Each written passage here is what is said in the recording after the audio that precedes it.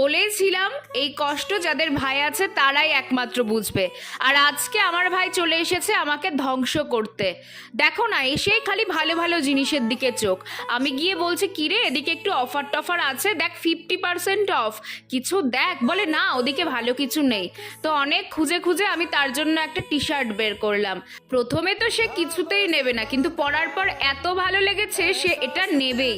হ্যাঁ, বারবার এটাই হয়, কিন্তু ওই যে তার চোখ একবার আটকে গেছে ভালো জিনিসে, সে তো সেটা থেকে বেরোতেই পারছে না। তো আমি ওকে বললাম, তুই যা পারিস কর। আমি এবার মেয়েদের কালেকশন দেখতে ছুটলাম। গিয়ে দেখি মেয়েদের কালেকশনও না দুর্দান্ত, সবই পছন্দ হচ্ছে, কিন্তু এত বড় বড় সাইজ, মনে হচ্ছে আমাকে গিলে খাবে। এখানেও কিন্তু আমার নিস্তার নেই, পেছন পেছন চলে এসেছে আর রাগ দেখিয়ে বলছে, কিরে কিনে দিবি না, কিরে কিনে দিবি না।